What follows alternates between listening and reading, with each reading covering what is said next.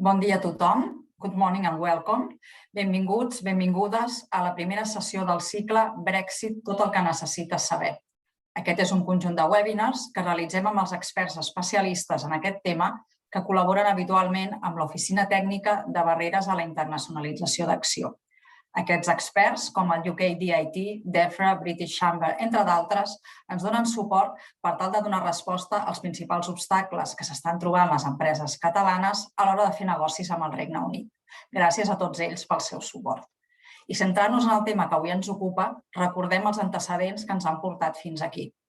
A la mitjanit del 31 de desembre de 2020, el Brexit es va fer finalment efectiu després que la Unió Europea i el Regne Unit arribessin a un acord de mínims in extremis el 24 de desembre.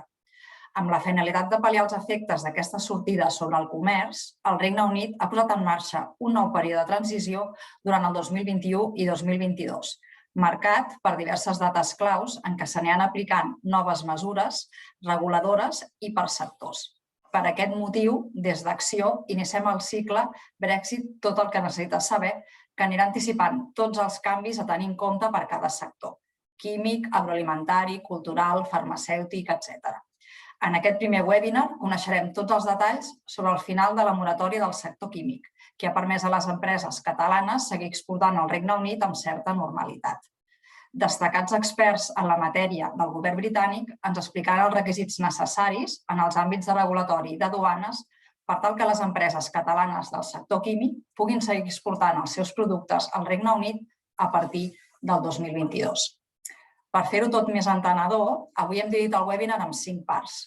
Començarem amb Jordi Tordera, consultor sènior de l'Oficina Tècnica de Barreres a la Internacionalització d'Acció, que ens explicarà les eines i serveis gratuïts que Acció posa a la disposició de les empreses catalanes per fer front al Brexit.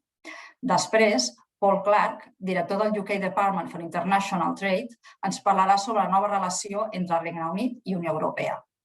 A continuació, Simon Johnson, especialista del DEFRA, ens farà un update sobre les UK REACH Regulations.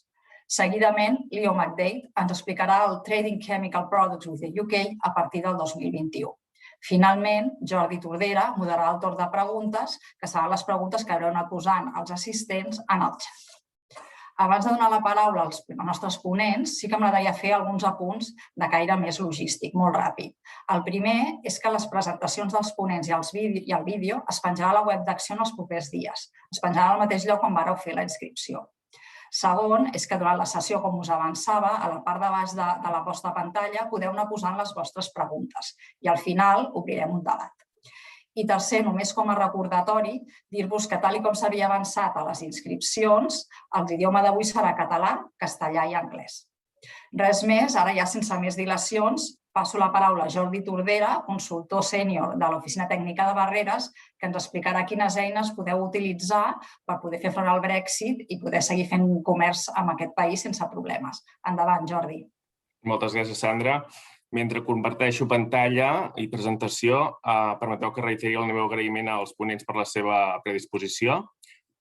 I ara sí, passarem breument a comentar-vos els diferents serveis que des d'Acció posem a la vostra disposició per fer front al Brexit. Sovint, a veure si em deixa passar pantalla. Sí. El que demanem a les empreses és si saben com els afectarà o com els afecta aquest Brexit. És evident que si heu decidit sumar-vos a aquest webinar és perquè, si més no, ja us heu plantejat aquesta pregunta. I des d'Acció el que hem fet és identificar o separar aquestes problemàtiques o àrees d'impacte en 7, que són la de fiscalitat, logística, el marc legal i regulatori que avui treballarem amb especial profunditat, la mobilitat de persones, el marc financer, l'estratègia de negoci i les duanes. Per tal d'assessorar-vos per fer front a aquests impactes, el que hem fet és crear 4 serveis diferents, que són els que veieu en pantalla. El Brexit Desk, l'assessorament Brexit, els serveis de destinació i les jornades Brexit. En primer lloc, tenim el Brexit Desk, que és aquesta finestreta única d'atenció personalitzada, mitjançant la qual els nostres consultors us ajudaran a resoldre totes aquelles preguntes o consultes tècniques que ens vulgueu fer arribar dels, per exemple, diferents 7 àmbits que us hem assenyalat anteriorment o qualsevol altra problemàtica. Intentem resoldre les consultes de forma àgil i ràpida, en un màxim de 48 hores, i aquest servei és totalment gratuït. Per fer-ho, podeu adreçar les vostres consultes a la nostra adreça electrònica del tradedesk@gencat.cat o, sobretot, al nostre formulari que trobareu a la nostra plataforma i que els meus companys i companyes segurament ja hauran compartit amb vosaltres a la secció de preguntes. En segon lloc, disposem també del servei d'assessorament Brexit, que és un servei molt més exhaustiu, mitjançant el qual el que fem en una sessió, per raons òbvies actuals de pandèmia, de forma virtual, és, amb un dels nostres consultors, fer una anàlisi dels impactes que pot tenir el Brexit sobre la vostra empresa. Per fer-ho us oferim informació contextual actualitzada sobre la situació del Brexit, fem una anàlisi de la relació de la vostra empresa amb el Regne Unit, ja sigui d'importació, d'exportació o qualsevol altre caire, i mitjançant una guia d'impactes analitzem totes aquestes diferents àrees que hem anat esmentant per tal de detectar quins efectes pot tenir i, sobretot, posar-hi, dur a terme accions correctives o pal·liatives d'aquests possibles efectes. És, novament, un servei totalment gratuït i també hi podeu accedir a través dels nostres formularis o de la nostra adreça electrònica. La sessió dura aproximadament entre 1 hora i 1 hora i mitja i al final de la sessió també s'aporta a les empreses un petit informe dels efectes i també de les accions i recomanacions que us aconsellem dur a terme. En tercer lloc, tenim el que és segurament un dels punts més forts d'acció, que és la nostra xarxa d'oficines exteriors de comerç i inversions, i en aquest cas comptem, evidentment, amb el suport inestimable de la nostra oficina exterior de comerç i d'inversions a Londres, que ofereix els serveis que veieu en pantalla, que ofereixen també les altres oficines, com són la cerca d'assessors legals i tributaris, el contacte amb certificadores locals, que amb els temes que tractarem avui de regulació poden ser molt rellevants, la cerca d'empreses logístiques i la cerca de nous socis comercials. Només comentar breument que d'aquests serveis l'últim sí que és de pagament, a diferència dels altres, ja que, evidentment, requereix una implicació i personalització molt més àmplia per part de l'oficina comercial. Però si esteu interessats, evidentment, la nostra oficina estarà encantada de donar-vos-en més detall.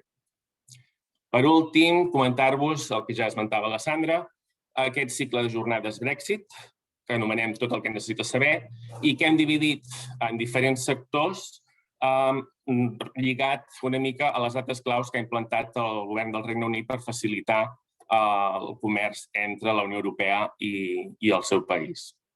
De totes maneres, des de l'Oficina Tècnica de Barreres, evidentment, no només assessorem sobre el Brexit, sinó sobre qualsevol altre mercat del món. També es podeu fer arribar consultes sobre qualsevol altre mercat i per aquesta raó també tenim altres cicles de jornades informatives, com el cicle Superant Barreres, que ja vam iniciar amb un webinar sobre fiscalitat i que podeu recuperar a la nostra plataforma si creieu que és del vostre interès. I aquí teniu en pantalla la resta de webinars que tenim programats i que us aconsellem i us recomanem que hi feu un cop d'ull per si pot ser del vostre interès. També, per últim, ressaltar el cicle Catalana Trade Portal, que és aquesta eina també gratuïta que teniu a la vostra disposició, que a part d'una gran base de dades, té moltíssimes eines que us poden ajudar en el vostre camí a la internacionalització.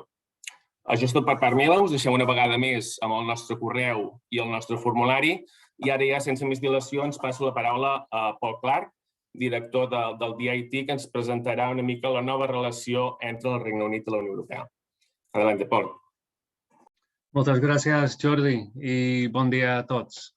Voy a tener que hacer mi intervención en castellano, aunque estoy aprendiendo catalán, mi nivel todavía no está suficiente para hablar sobre acuerdos de libre comercio. Estoy enfocándome todavía en las cosas más sencillas como pedir comida en restaurantes y esto, que algunos dirían que es más importante. Mi nombre es Paul Clark, soy director del Department of International Trade en Barcelona, como ha dicho Sandra y Jordi, desde el año pasado. Para los que no nos conocen, estamos aquí, ayudamos a empresas británicas a exportar a Cataluña y también ayudamos a empresas locales a encontrar proveedores británicos o entrar en el mercado británico. Antes de nada, quiero agradecer a Jordi, Sandra y Acció, no solo por la jornada de hoy y organizar esta jornada, sino por su colaboración en el último año. Obviamente tenemos un interés mutuo en que el comercio entre el Reino Unido y Cataluña sea fluido y por eso estamos trabajando muy de cercana en los últimos meses, compartiendo información y trabajando muy de cerca para ayudar a empresas a entender la nueva normativa y resolucionar problemas cuando se ocurran. Y siempre es un placer trabajar con Acción. En los últimos meses hemos visto empresas acostumbrándose a la nueva normativa, los flujos después del que el Reino Unido salió del mercado único en el 31 de diciembre del año pasado. Hemos visto empresas acostumbrándose a la nueva normativa y eso se ve en los flujos de comercio, que empezó el año más bajo en enero, pero ha recuperado en febrero y marzo. Y en marzo las exportaciones catalanas al Reino Unido eran más o menos igual que en 2020, que obviamente es todavía más bajo que antes de la pandemia, pero estamos en una tendencia muy positiva en febrero, marzo y espero que esto siga creciendo en los próximos meses, cuando las empresas están más y más preparadas para la nueva normativa. Esta jornada enfoca, por supuesto, en el sector químico, pero yo quería hablar brevemente sobre el marco más general de comercio, porque me imagino va a ser de interés del sector químico como los otros sectores. Es uno de los sectores, el sector químico es obviamente uno de los sectores más importantes como ustedes saben, de nuestra relación comercial, que es enorme entre el Reino Unido y Cataluña. No solo empresas británicas que están presentes aquí y empresas catalanas presentes en el sector químico en el Reino Unido, pero también tenemos un comercio bilateral en productos químicos que vale más de 1.300 millones de euros al año, que es una cifra no solo muchísima más que el Reino Unido tiene con cualquier otra comunidad autónoma, pero esta cifra es incluso más alta que el comercio del Reino Unido con 18 de los 27 Estados miembros de la Unión Europea. Y esto es gracias a ustedes presentes. Y nosotros en el gobierno británico estamos haciendo tenemos mucho contacto con empresas porque queremos que esta relación muy fuerte se siga en el futuro. Entonces tenemos expertos desde Londres que está conectado para comentar del sector químico y la nueva normativa en el sector químico, pero como comenté, yo quiero hablar brevemente del marco más general, porque el día 31 de diciembre, cuando Reino Unido salió del mercado único y la unión aduanera, han entrado ahora tenemos una nueva relación. Es una relación que establece no en el mercado único, sino en el acuerdo de comercio y cooperación que se firmó en diciembre del año pasado y entró en vigor el 1 de enero. Y este acuerdo fue un paso muy positivo porque da un marco estable y un base para futura cooperación entre el Reino Unido y la Unión Europea en el comercio. Establece aranceles de 0 para 100% de productos que tienen origen británica o europea. Es el primer acuerdo que tiene la Unión Europea o Reino Unido con un tercer país que tiene esta característica. El primer acuerdo que tiene aranceles de 0 sobre 100% de productos de origen local. Entonces, si exportas al Reino Unido o importas desde el Reino Unido, no tendrán que pagar aranceles si los productos es local. También tal vez no es tan relevante para ustedes, pero también establece el acuerdo provisiones importantes para facilitar el comercio de los servicios. Y tiene una cláusula de Most Favored Nation, no sé cómo decir esto en castellano, pero significa que si una de las dos partes ofrecen mejor términos a otro tercer país, tendrían que ofrecer los mismos términos al Reino Unido o a la Unión Europea. Es decir, que es el mejor acuerdo que las dos partes van a tener con cualquier otro tercer país. Y también tiene provisiones de movilidad de personas para prestar servicios desde dentro del otro mercado, que es importante. Entonces, obviamente el texto del acuerdo es 1200 páginas, entonces no voy a detallar mucho en esto, pero solo para destacar que es algo muy positivo, es una buena noticia. También hay que destacar que no es la misma situación que antes, cuando el Reino Unido estuvo en el mercado único y la unión aduanera. Ustedes seguro saben esto mucho mejor que yo, pero hay nuevos procesos para comerciar con terceros países que aplica independientemente de acuerdos de libre comercio. Y es importante que las empresas están preparadas para cumplir con estos nuevos procesos. Por ejemplo, y otra vez hay mucha normativa, pero voy a destacar unas cosas que probablemente ya saben, pero por si acaso hay que hacer declaraciones de aduanas, de exportación o importación. Ciertos productos tendrán que llevar certificados sanitarios o fitosanitarios. El régimen de IVA es diferente, que en la mayoría de casos pagaría la empresa importadora. Para entrar en el mercado británico o en el mercado comunitario hay que cumplir con necesitan autorizaciones regulatorias de estos mercados. Vamos a hablar sobre REACH en este webinar. También, por ejemplo, de los marcados en los productos, que los productos que entran en el Reino Unido en el futuro, en vez de llevar un marcado CE, tendrán que llevar un marcado UKCA. Otra cosa es la movilidad y la inmigración, que ahora que el Reino Unido está fuera del mercado único, las empresas en Cataluña que quieren contratar un británico o desde el Reino Unido o una empresa británica que quiere contratar a alguien de Cataluña, la empresa tendría que patrocinar un visado. Entonces, hay muchos cambios que hay que estar al día. No todos estos cambios han entrado en vigor ya. El gobierno británico ha decidido aplazar varios controles para dar a las empresas más tiempo en preparar y ajustar debido a la situación de COVID, que obviamente es una situación difícil ahora, pero va a entrar en vigor en algún momento.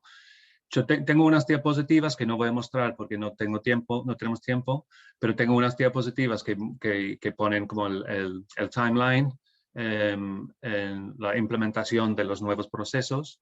Algunos ya están en vigor, otros van a entrar en vigor en el futuro. Voy a subir las diapositivas después del webinar para que los puedan ver si no están al día con esto. O incluso en el turno de preguntas si alguien quiere verlo. Pero sí, tengo que destacar que viene en algún momento, por ejemplo, habrá que hacer declaraciones de aduanas para importar al Reino Unido sobre todos los productos a partir de enero 2022, por ejemplo. Entonces recomiendo, si no lo han hecho ya, tomar medidas para estar preparados. Por ejemplo, sacando un número EORI, acordando Incoterms con los socios británicos, revisando el origen de los productos, etc. Otro plan que está haciendo muchas empresas es abrir nuevas instalaciones dentro del Reino Unido para acceder al mercado desde interior del Reino Unido. Como ya saben, los que están comerciando ya con el Reino Unido, es un mercado muy grande de casi 70 millones de personas, con un ecosistema empresarial muy fuerte, especialmente en temas como I+D, que puede ser relevante para su sector. Es otra cosa para tener en cuenta. Si quieren saber más de todos estos procesos, más allá del sector químico, bueno, Jordi ya ha explicado los excelentes servicios que ofrecen Axio. Si alguien quiere hablar con el gobierno británico en algún momento, voy a poner mi correo electrónico en el chat. Pero con esto termino para dar la palabra a los expertos sobre el sector químico. We have with us today Leo McDade, from the UK Health and Safety Executive. But first, I'm handing over to Simon Johnson from DEFRA, which is the UK Environment Agency, to talk about UK REACH regulations. And one more thing, we also have Alistair Gardner, who's going to join us for the Q&A from the Department for International Trade from in the UK. But over to you, Simon. Thank you, Paul. Can I just check you can see the screen?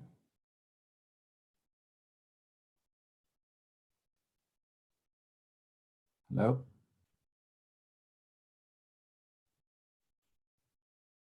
Hello?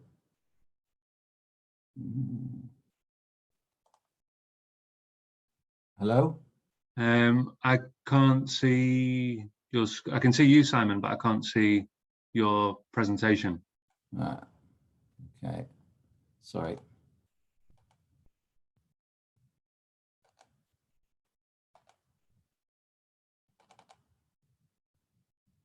There we go. Yeah. Great. You can see it clearly?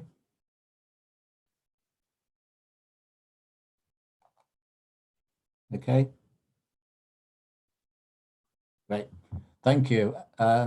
Good afternoon to you all, and thanks, Paul, and thanks to colleagues for giving me the opportunity to talk about UK REACH. In this presentation, we'd say a little bit about how we've established UK REACH, some of the key elements that make up UK REACH as well, and also of particular importance to you, some of the actions that businesses need to take as a consequence of the UK leaving the EU.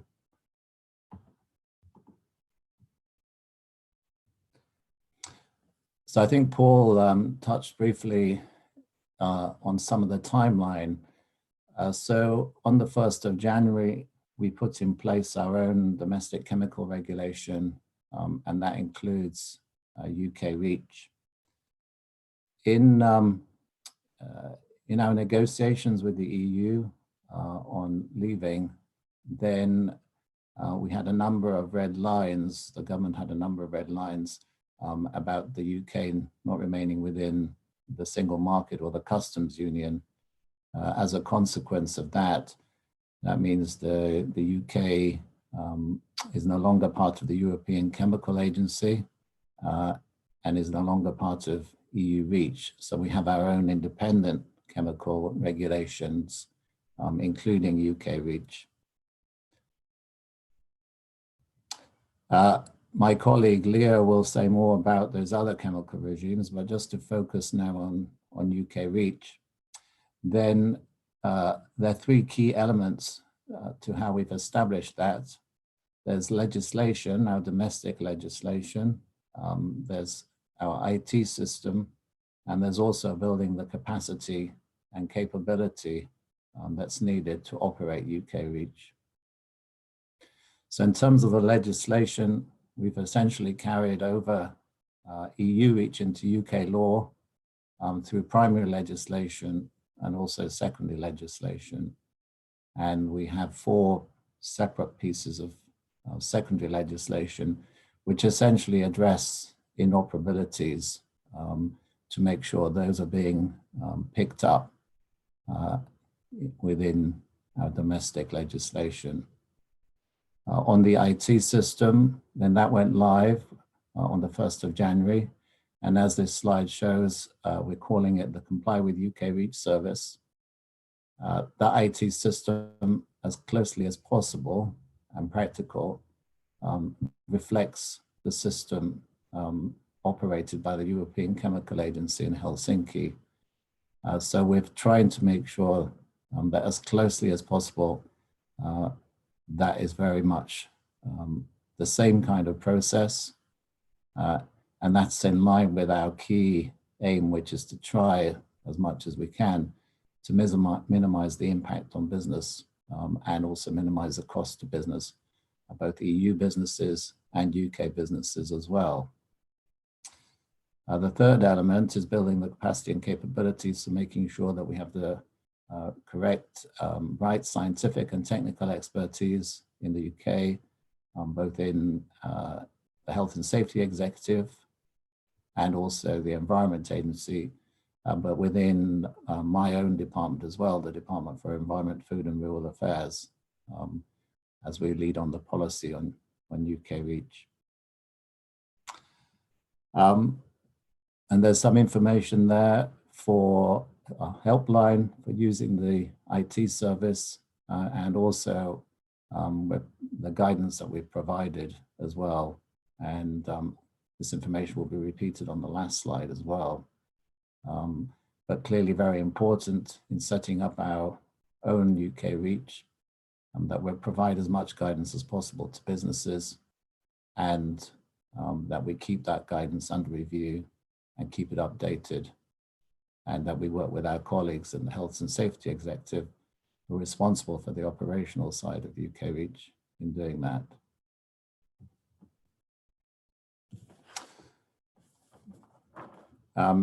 There are many complications about leaving the EU, but it's probably the right time now just to say something about the Northern Ireland Protocol, because what this means when it comes to REACH is that businesses in Northern Ireland will remain within EU REACH, so effectively remaining part of the single market. And this means that all existing Northern Ireland-based EU REACH registrations will remain valid, and Northern Ireland businesses will continue to be able to trade into the EU. GB-based EU REACH registrations will no longer be valid in Northern Ireland.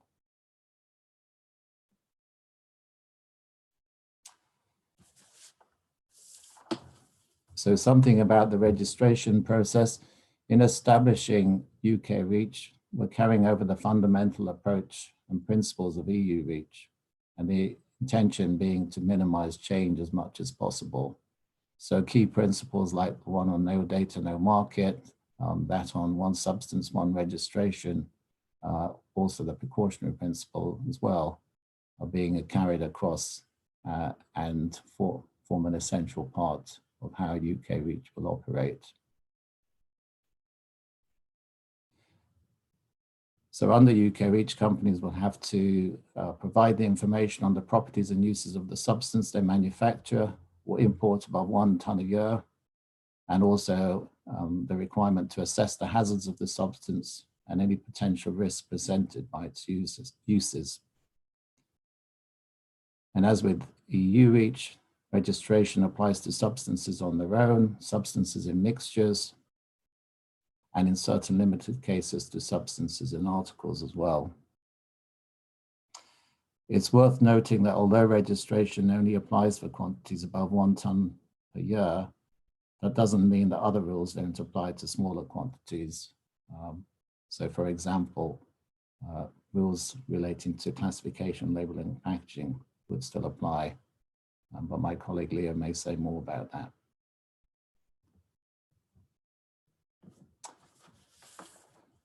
So to minimize the burden on business, we have introduced a number of transitional measures. And these are set out in our domestic legislation.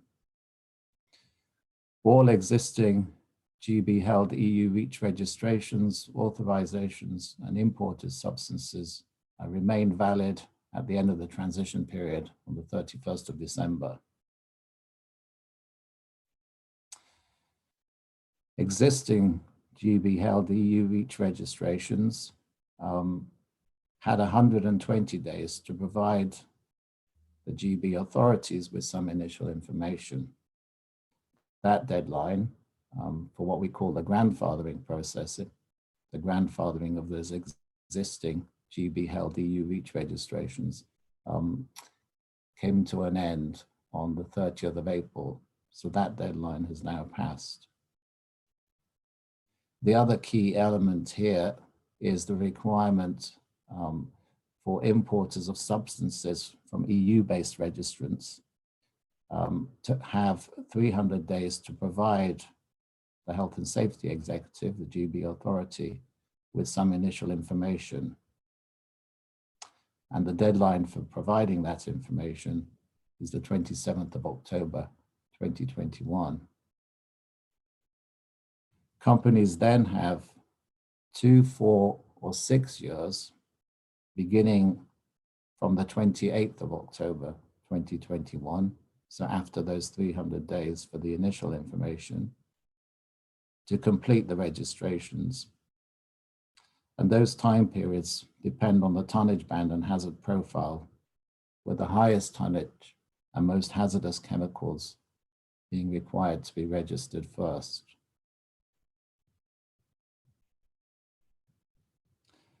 And it's probably worth recognizing that as a result of leaving the EU the way the UK did, then clearly these actions, these requirements on businesses will have cost implications, and we're very aware of that. And it's been a subject of much discussion between ourselves and the sector.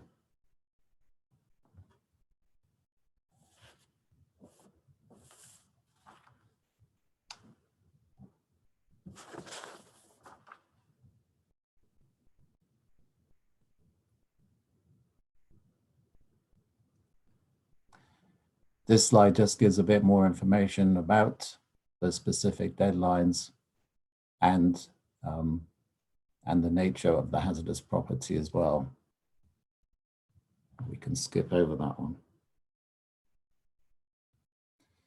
So coming on to the actions for EU business, then there are two options in terms of accessing the GB market under the transitional provisions that we put in place. So the first option is that you could ask your GB customer to register the substance under UK REACH. And use of the notification provision, as mentioned, is available for your GB downstream user to ensure continuity of supply at the end of the transition period. And to notify that, they must provide that basic information to the HSE, as mentioned, within that 300-day period, ending on the 27th of October. Your GB customer will then need to register the substance within the deadline appropriate to the tonnage band and hazard profile. So that's that 2, 4, or 6 year period, plus the 300 days. And this will be classed as a new registration and therefore subject to fees payable to the HSE, the Health and Safety Executive. And when it comes to those fees, then as far as possible, the fee structure will be carried over or will apply in a similar way to the EU one. So there will be discounts, for example, for SME businesses. Moving on to the second option. Under this option, then the EU exporter could register the substance under UK REACH using a GB-based entity. And those exporters may choose to register the substance under UK REACH using an only representative based in Great Britain or an affiliate GB importer. And those downstream users may make use of the notification process to ensure compliance in the interim between the end of the transition period and the registration obligations being taken up by the GB-based entity.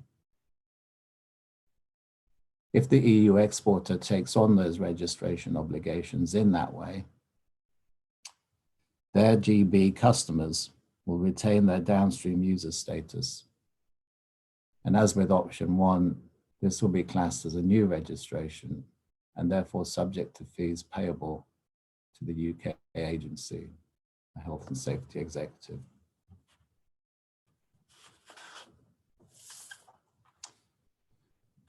We're carrying over the principle of joint registrations, recognizing this is a way of reducing costs to businesses and minimizing unnecessary additional testing on animals.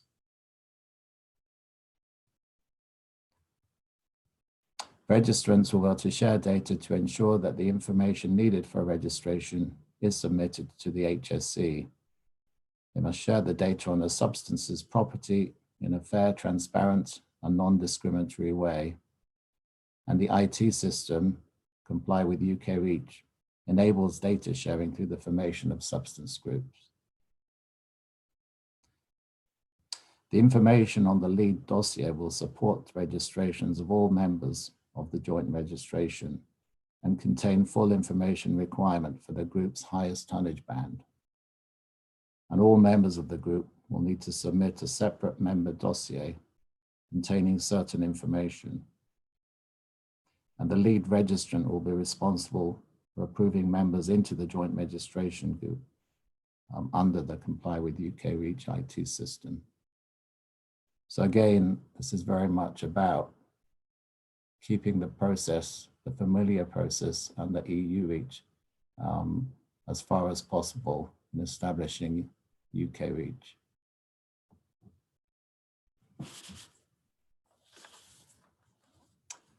And then as part of the same process on substance groups, they of course are a way of making sure that under comply with UK REACH, registrants can come together made up of multiple businesses, all wanting to submit to registration for the same substance. And registrants of the same substance will be automatically matched and put in a substance group.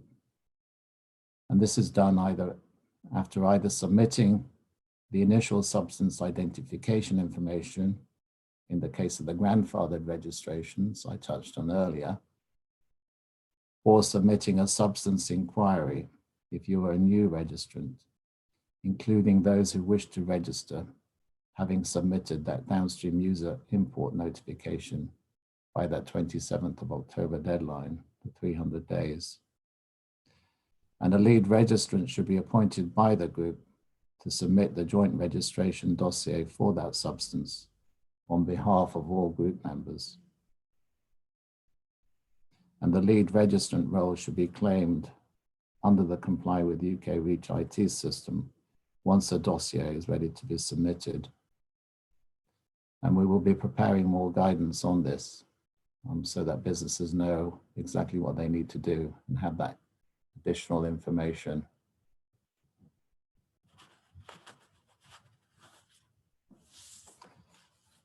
Likewise, on data sharing, we're planning to provide more guidance as well.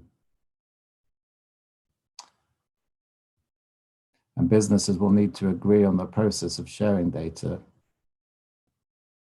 Before doing so, all parties must make every effort to reach an agreement on data sharing and to ensure that the costs are determined in a fair, transparent, and non-discriminatory way, sorry. And UK REACH will include a dispute process to help resolve issues.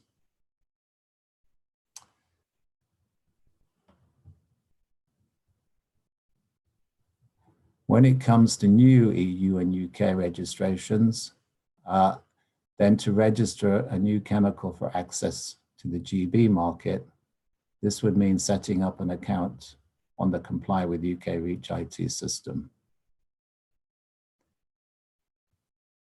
And obviously for new registrations, a fee would be payable to the HSE. And of course, for new registrations under EU REACH, and the process will remain unchanged.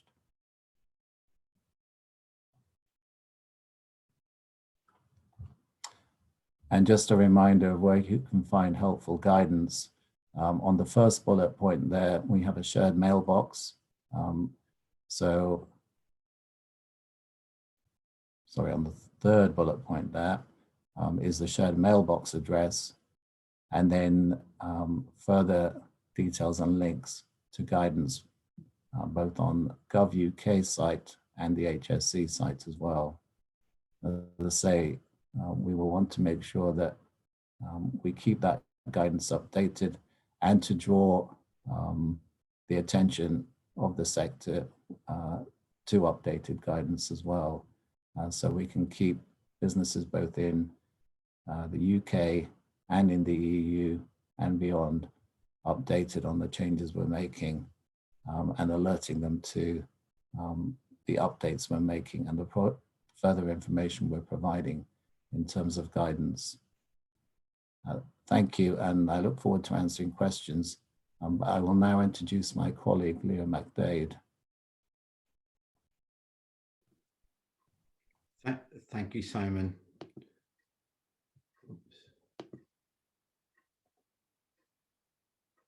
It's taken up.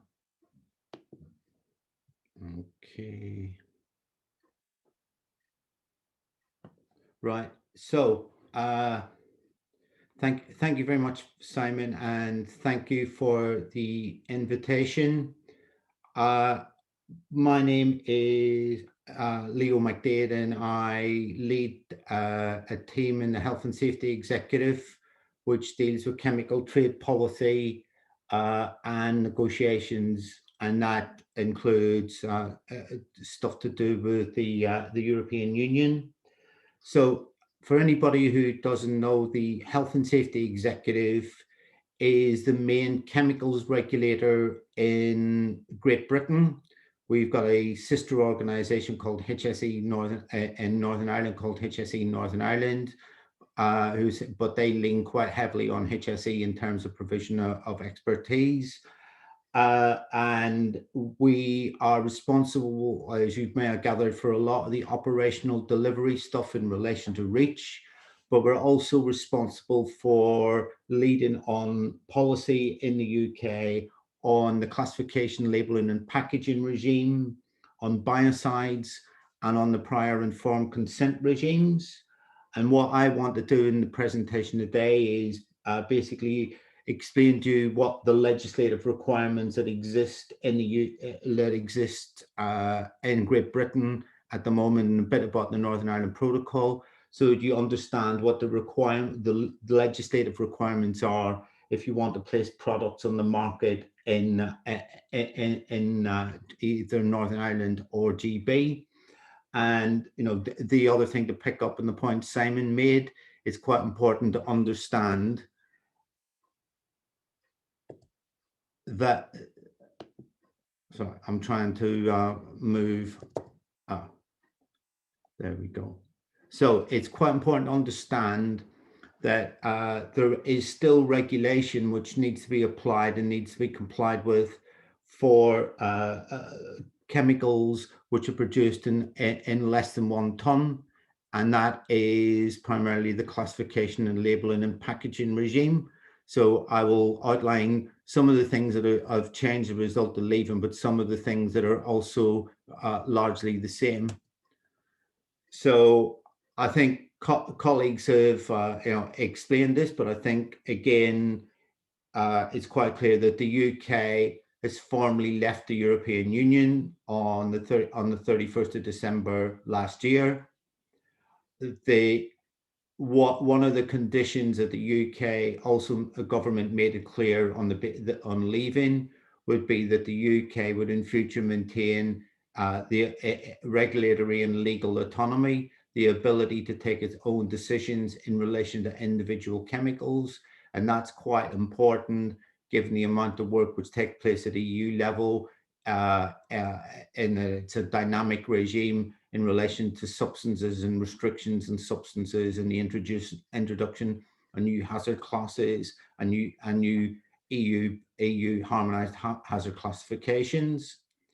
So following the withdrawal agreement and the associated Northern Ireland Protocol, the UK government put in place a GB regulatory framework for CLP, because at the end of the transitional period, Northern Ireland essentially remains in the EU single market for goods and in the EU single market regulatory area, and in effect, EU law will continue to apply in Northern Ireland. I'll explain a bit more about that later. And I think, as Paul mentioned as well, at the end of on Christmas Eve, I think it was, the UK and the EU agreed a trade and cooperation agreement. And part of that trade and cooperation agreement is a chemicals annex, which commits both parties to regulatory cooperation. Now that the EU has formally adopted the agreement in full, I think following the vote in the European Parliament last week, then we look forward to having further discussions with colleagues in the EU and the European Chemicals Agency about what form that regulatory cooperation on chemicals, as envisaged in the Chemicals Annex, should take.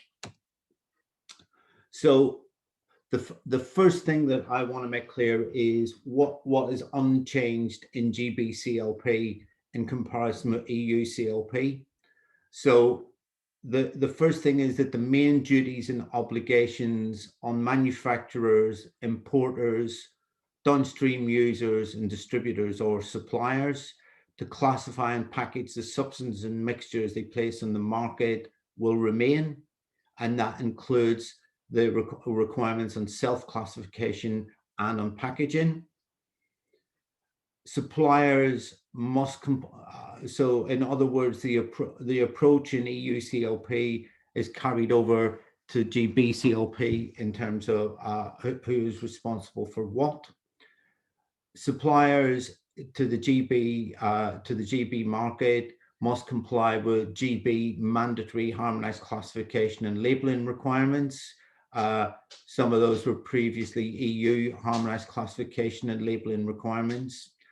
And the CLP, as you probably know, effectively adopts the UN globally harmonized system, and the GB will effectively adopt the UN globally harmonized system in the same way as the EU.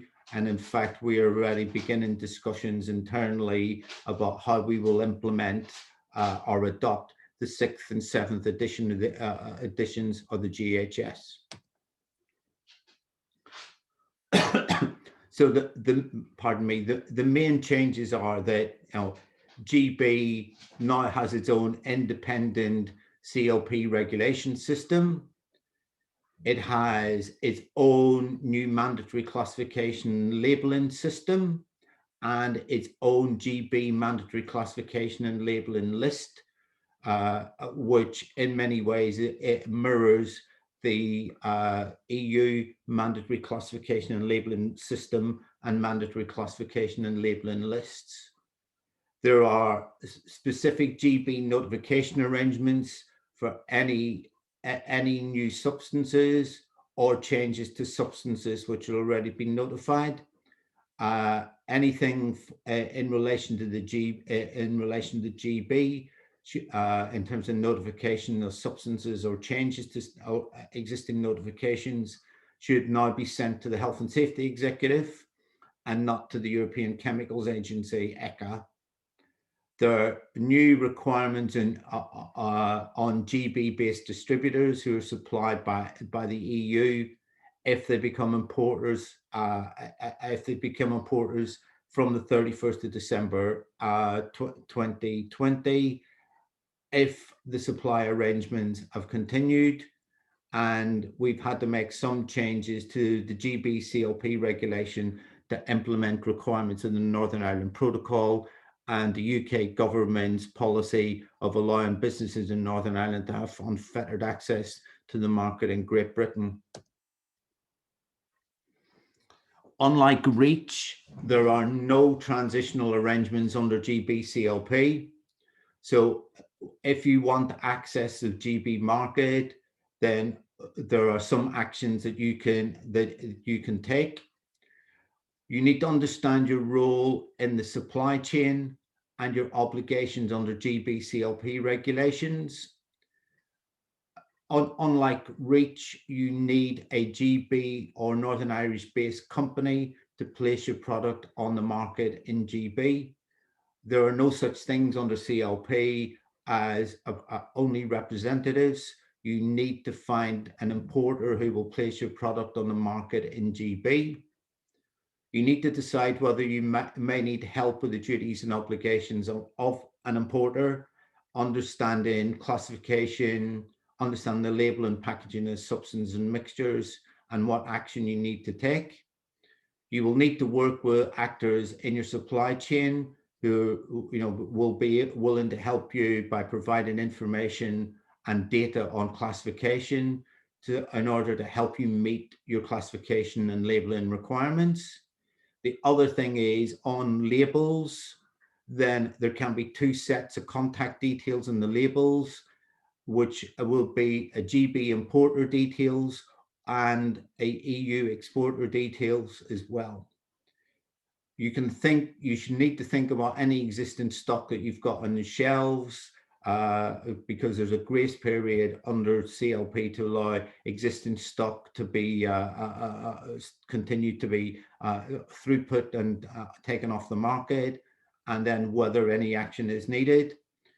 And really importantly, we have a CLP e-bulletin, which is delivered by HSE, which we encourage you to sign up to, because that will issue regular changes and updates to the GB CLP regulation itself and the processes surrounding it.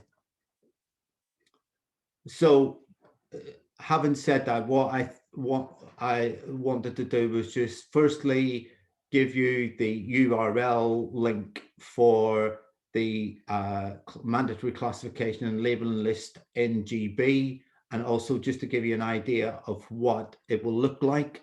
And you can see it's quite similar to the classification and labeling list that exists on the ECHA website for EU mandatory classification and labeling. If you intend to notify to HSE under the GB CLP regulation, then what you will need to supply is the identity of who the notifier is, so name and address and contact details. You need to apply the identity of the substance, the chemical name, including the IUPAC or any other international name, the EC or the CAS number, the composition and the formula. You also need to provide information on the classification, what hazard class it falls under, what category codes, and what hazard statements are associated with the substance or the mixture. If there is no hazard classification, then you will need to you will need to include a justification as to what you will do.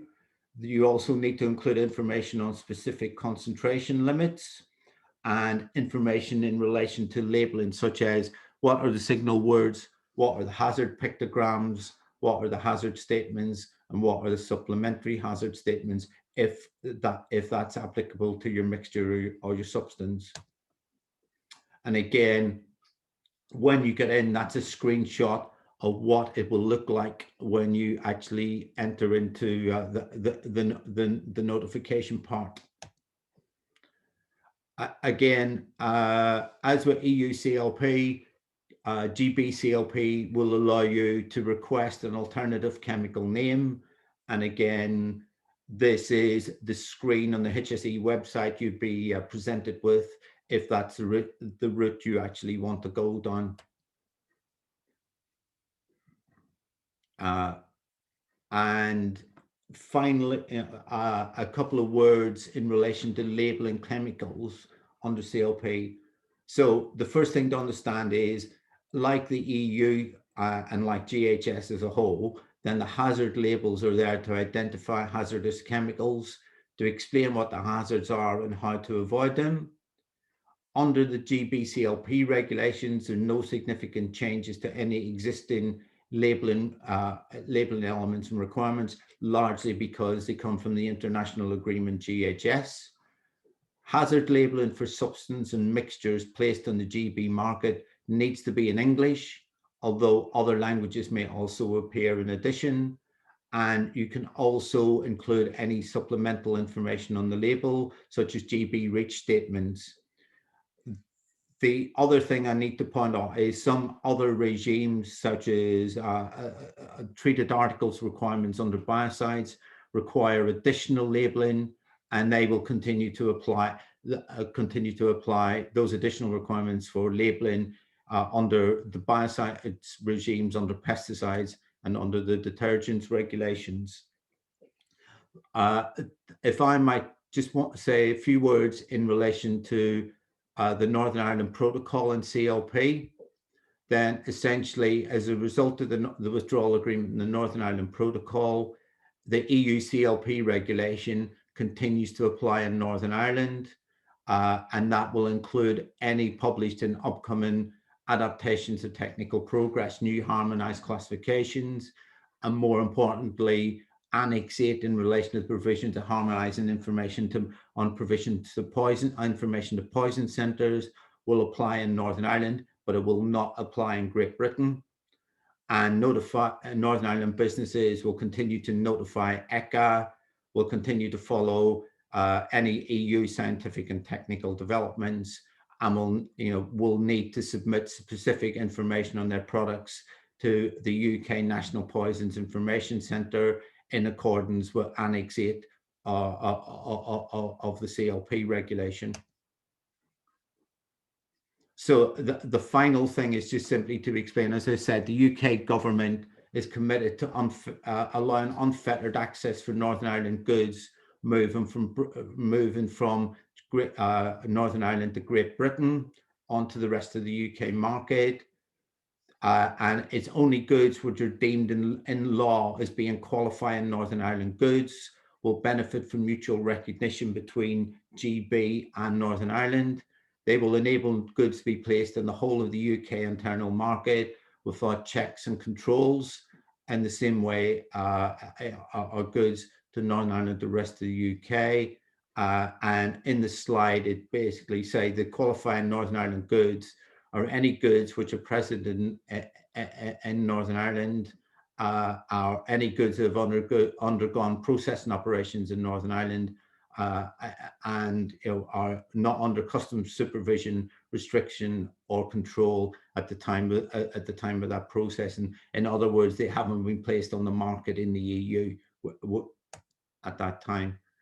Again, there are requirements there in relation to classification and labeling, which means that Northern Ireland-based manufacturers can supply those goods directly to the GB market.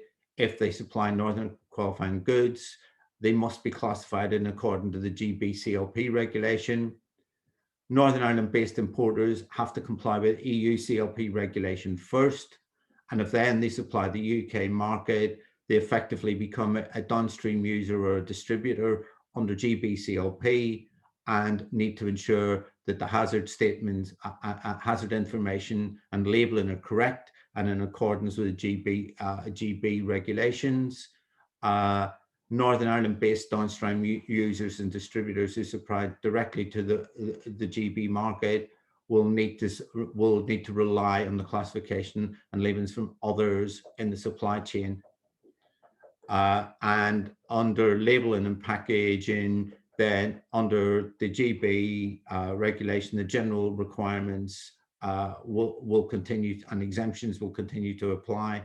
The existing GB ones, that is, and substances and mixtures must be labelled in accordance with hazard classification and any GB classification and labelling. The next page is really HSE web pages, and then lots of areas where you can get information for further information. And I assume that these presentations will be made available to you after the event, so you can then take a time to doing that. So thank you for listening. The other thing I'd say is, you've got any specific queries which we can't deal with after this, then by all means on CLP, then by all means send them to the address below. HSE operates a combined HSE and CLP help desk, and we will get back to you in 10 days. The other main piece of chemicals legislation relates to what is known as biocidal products. Now, biocidal products are essentially anything which are put in the market to control pests or microorganisms.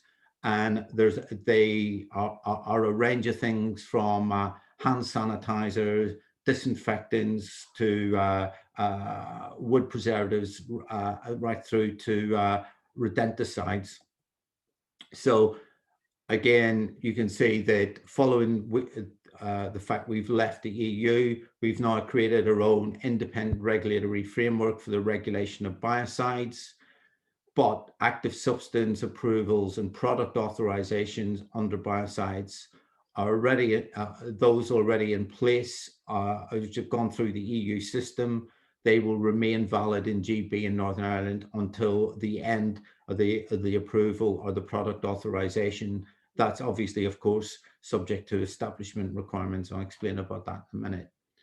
The approach, again, is similar to the approach in EU.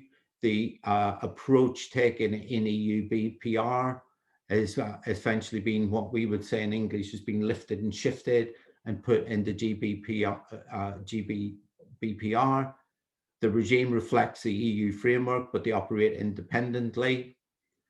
Companies need to be established in the UK, Great Britain and Northern Ireland to be able to access the GB equivalent of the Article 95 list.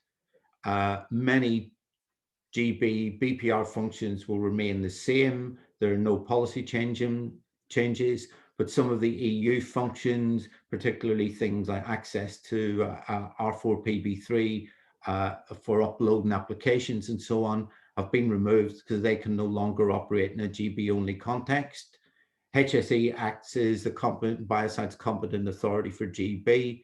HSE Northern Ireland acts as the biocides competent authority for Northern Ireland, and any live applications will have to be resubmitted to HSE with supporting data. So essentially what we've got in this slide is to say the processes that are involved in BPR, both for products and for active substances, ranging from submission to validation to evaluation to consultation, and then authorizations and approvals. And again, there you will see what we've done is listed under submission. The main changes are that instead of accessing or sending applications via ECA and using R4PB3, you will need to send them to HSE.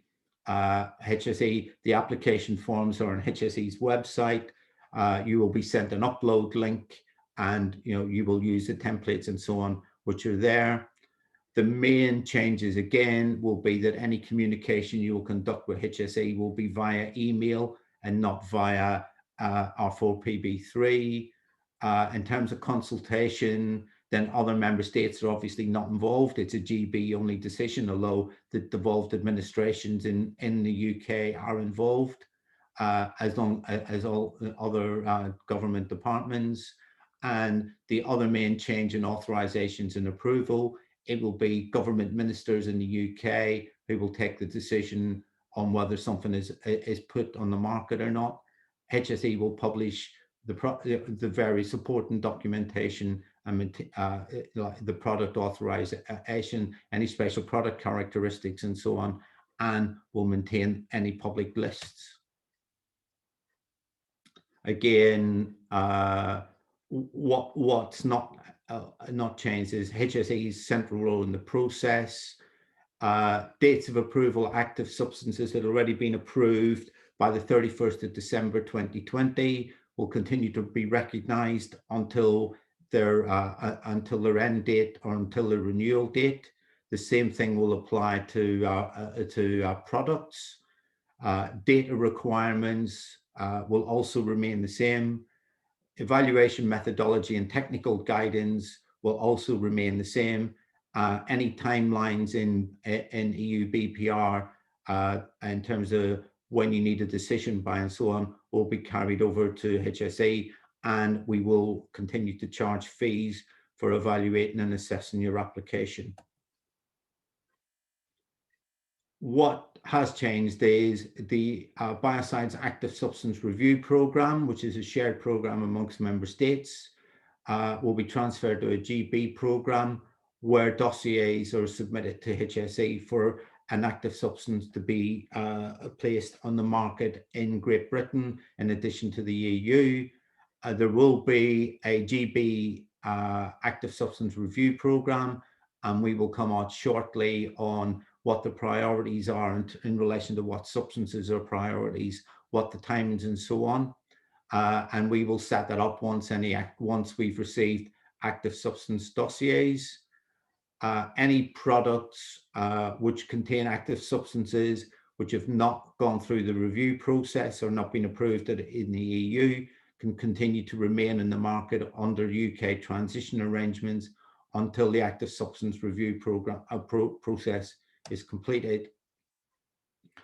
Then what we've got are some transitional arrangements for any applications which haven't been finished before the end of the transition period. So these are products or active substances which have not gone through the EU process. So any active substance and product applications in that scenario need to be submitted to HSE by the 31st of March 2021, where the UK was the lead competent authority in the EU, or by the 29th of June 2021, where the UK was not the lead authority for the active substance in the EU evaluation programme.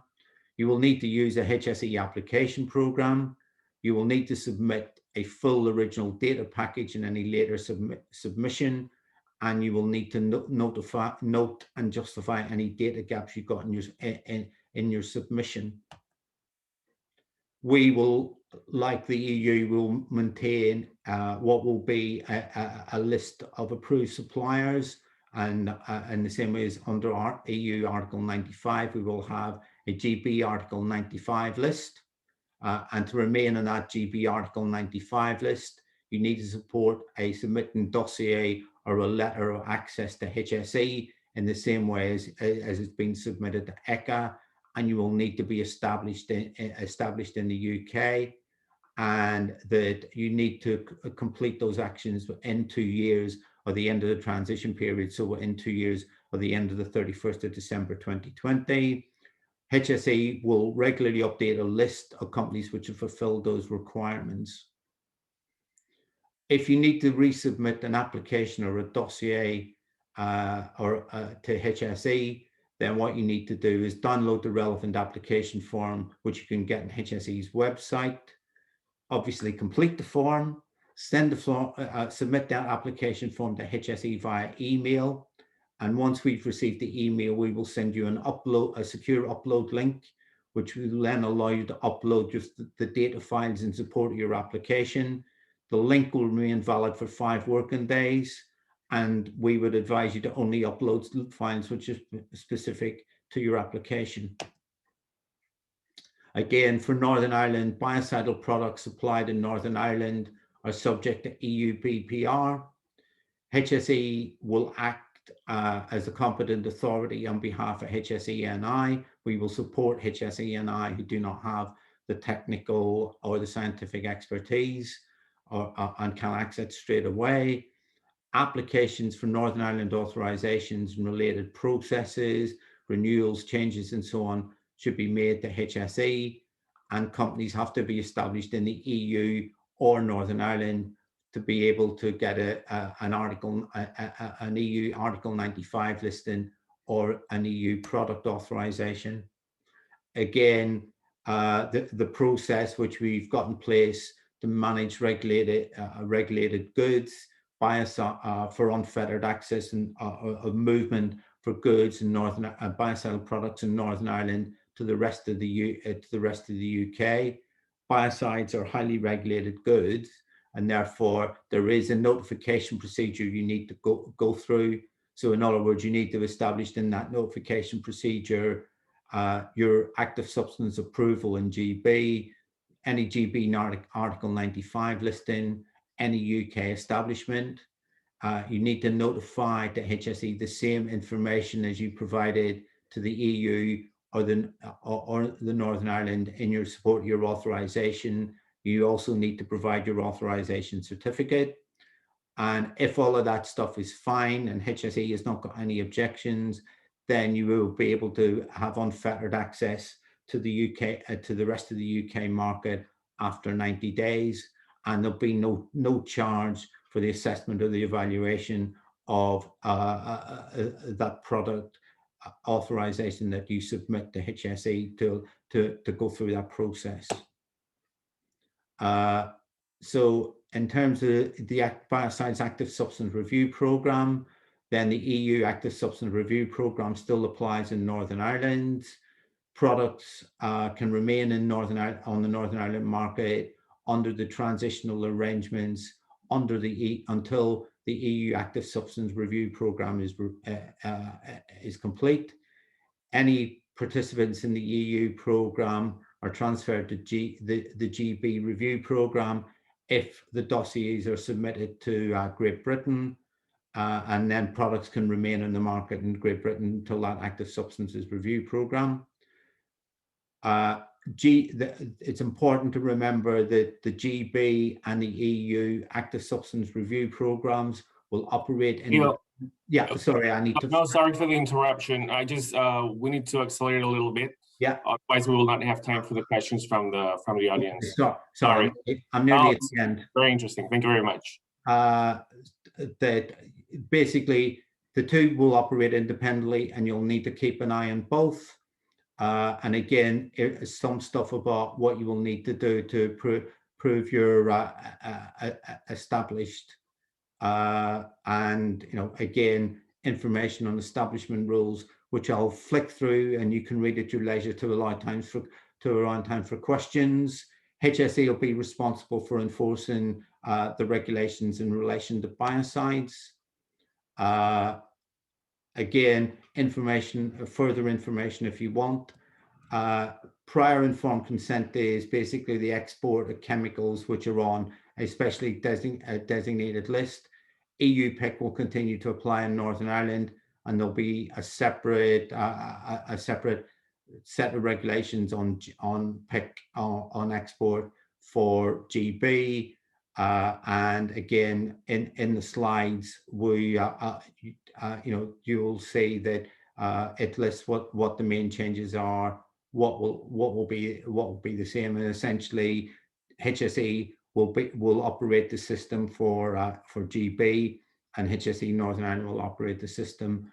The forms and so on, should you need them, are all available on HSE's website, and there they are. And again, there's any further guidance you want. So sorry that's taken some time. My apologies. It's I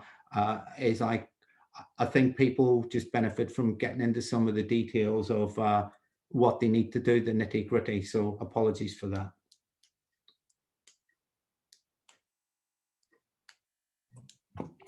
Thank you very much, and obviously no need to apologize. It was super interesting and with a lot of relevant information for our companies. Just that we do have some questions, and it will be very interesting for our companies, for you to answer them.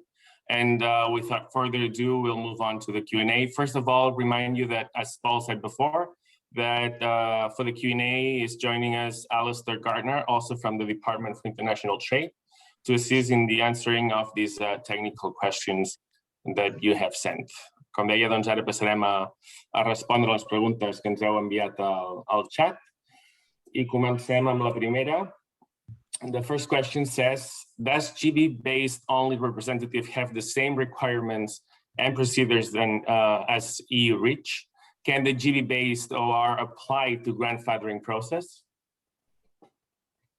Yes, on the first part of that question, then the requirements relating to only representatives for under EU REACH are essentially the same under UK REACH as well.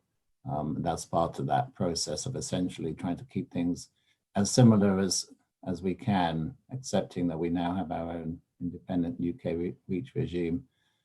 On the second question, to some degree, it's an academic question because, as mentioned in my presentation, the deadline for the grandfathering process has finished now, as that was the 30th of April.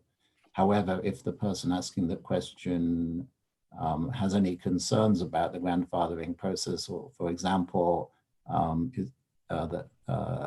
has not been able to meet the deadline, then we would be interested to hear separately about that and to look into that. Thank you. Perfect. Well, as we said before, you can still send us, or you can send us further requests and questions to our email address that we said before. So if there's any other questions, you can send them there regarding this topic. A second question would be, when does our client who imports our chemicals have to do the downstream user import notification? So that is the 27th of October 2021 deadline. So that's the 300 days from beginning on the 1st of January 2021 after the end of the transition period. Just to add a little bit of brief information on that, essentially what we would be expecting to be provided by way of information as part of that notification process, we would expect businesses to have that basic information readily to hand. So we're not expected to be onerous or too time consuming to find that. The bigger issue comes with those later deadlines for essentially confirming the registrations, having made the notification, because that's the big issue of then making sure that the business concern has that detailed information relating to the data. Thank you. Thank you very much. Next question. Are there any impact assessment on how many chemicals, for example, biocides, could be potentially withdrawn from UK market because of the increase of administrative burden and fees, especially for importers, mainly downstream users, distributors? So if I pick it up, so actually, I think that there's what you need to realize, there's two different procedures in place here. So for biocides, what needs to happen is the active substance needs to be approved by the member state in EU terms. It will need to be approved by HSE and GB, and the product also then needs to be approved by HSE and GB or by an EU member state. So actually, the issue is we at the moment we are keeping the system under review in terms of the number of biocidal products which will be notified or may be removed from the market. And the answer is at this stage we really don't know, because it's just something that we keep under review. But that's different than to the system which is about downstream users, distributors, and fees and so on, because that system doesn't apply to biocides, where you apply to a regulatory authority, a competent authority, and they approve your application. So the other things would simply be, I don't know what, Simon might want to comment in relation to REACH registration, which is the other main route to market. Simon, anything you want to add, or?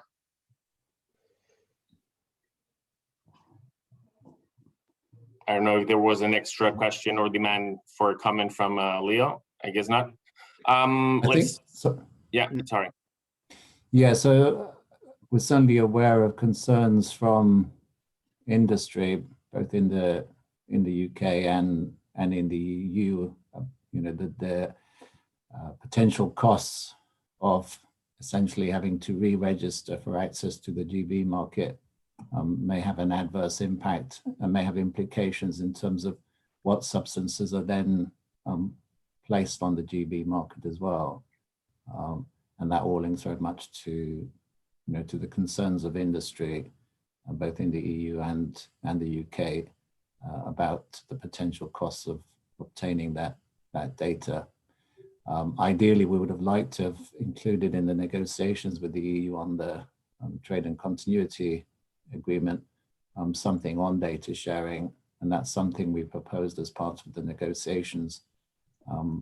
But the view of the EU was that was only something that could be allowed for countries remaining within the single market or customs union. But it's an ongoing issue that we're continuing to have discussions with, particularly with our own trade associations within the UK, but something we're very aware of. Thank you. Perfect, thank you. We have time for a couple more questions. The fourth one says, if our product was sold to the UK 2018 last year, are we able to do the DUIN?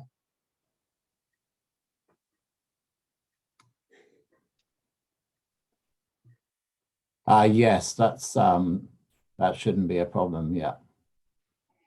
Okay, perfect. Last question. Does the UKCA mark apply only to products affected by the construction products regulations, or for which there are harmonized standards, or does also apply to other kind of products? Right. I think this is a bit tricky because the UKCA mark does not really feature in chemicals regulation. It's more in more general products. So in HSE, I know it in relation to things like workplace products, so PPE, manufacture, mechanical diggers, that sort of stuff. So the answer is that's something we probably will have to get back to you about how that applies, unless some other colleagues or like Alistair or Paul might want to deal with it. But the UKCA mark is not a feature of the chemical regimes. Perfect. I think for one example is, I think it applies, for example, to medical devices. Could be wrong, but I think that's an example of another one. So no, it's not just, I mean, I'm not an expert on this, but it doesn't sound like, it sounds like more than construction products, for example. Yeah. Mm-hmm. I think it covers possibly consumer products, and consumer products may well contain chemicals as an ingredient. I mean, I think from our point of view, if businesses in Spain are having difficulties or aren't quite sure how to negotiate the new regime, what we can do at DIT is potentially help put you in contact with businesses who could act as an only representative or as a responsible person for cosmetics and so on, and to try and help ease those difficulties. If you were supplying to a downstream user under EU REACH, it might be that we can help you find an only representative who may not be that downstream user. So there's I think the way to do it is to let us know what problems you're having or what issues you're having, and we can try and resolve them either through Paul's team in Spain and ourselves in London, or through we have a trade hub which is based in the Czech Republic, which we can provide details for as well, that has sight of all the various regulatory changes and should be able to answer your sort of first questions. Wonderful. Just to chip in one more thing. I mean, one way of thinking about it, if you're wondering which products it applies to, is if it requires the CE marking now, it'll probably require the UKCA marking. No, I don't think it's 100%, but I think it's the vast majority of ones that need the CA will need the UKCA. Wonderful. Actually, thank you for this last information, because it links very well to what I wanted to do to conclude our Q&A. And it was to ask you, based on your experience and expertise, what do you think will be the main issues that you will encounter or the companies will encounter when all these regulations are enforced? Because as we saw by the questions, I believe that the chemical sector is pretty much ready and that they're strong in that sense. But what do you think will be the main issues we will face? If you have any idea or any projections. So from my perspective, I suspect it will be not in relation to harmonized classifications themselves, EU harmonized classifications, but in dealing with some of the downstream consequences of those. where you will, so stuff in the EU chemical strategy, for example, in relation to providing a new hazard class for endocrine disrupting properties for chemicals, that you can't argue with the science that there are chemicals that cause endocrine disrupting properties, but the question is, well, how you manage the risks associated with that scientific hazard. And that may be an area where there might be some difference in approach between GB and the EU. So there won't be any problems in relation to the science, but it'll be hard to do with the implementation of some of those harmonized classifications, and whether the UK would take a similar type of approach to how those are managed and how the risks related to that are managed, or whether you just simply go for say that everything should be restricted. So I suspect that will all be done, however, on a case-by-case basis, but I suspect there'll be some areas like that which may differ in the future. Wonderful. Thank you very much. Simon wants to add something. Well, just to add, I think, key issues from a UK REACH perspective, I think I've covered the main one, the ongoing concerns about additional cost to business. I mean, the other one that comes up a lot in presentations like this, engaging with stakeholders, is the risk of divergence between EU REACH and UK REACH as well. I mean, on that, I think the key thing to say is that there's no great appetite and desire on the part of either UK business or our NGOs to actively diverge from EU REACH. Having said that, having our own independent REACH regime does mean it gives us in the UK the freedom to take our own decisions, of course. But in taking any decisions, we'll continue to ensure that we comply with those key principles of how decisions are taken in the EU, making sure they're based on proper scientific and technical assessment, and making sure there's proper stakeholder consultation on those decisions as well. But there may be occasions where, in the interests of both UK business, but also environment and public health safety, we might choose to take different decisions from the EU. But that's not something we will do as a matter of course. Yeah. Thanks. Wonderful. Thank you very much. Well, we'll leave the Q&A here. Thank you very much again for your presentations and for all the information given to our companies. Com dèiem, aquí finalitzem el nostre torn de preguntes.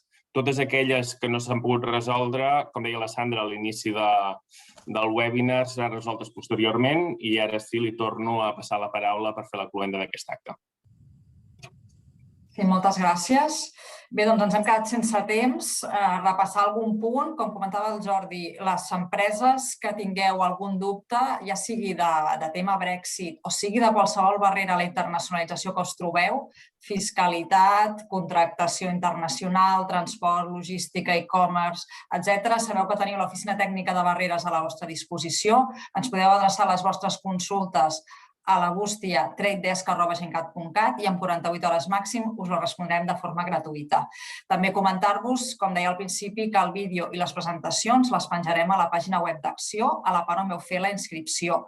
Y res més, agradecer a los ponentes vuestra colaboración. Thank you very much to all the speakers, Paul Clark, Simon Johnson, Leo McDade and Alistair Gardner. I us esperem a tots els assistents en el proper webinar. Gràcies i fins aviat.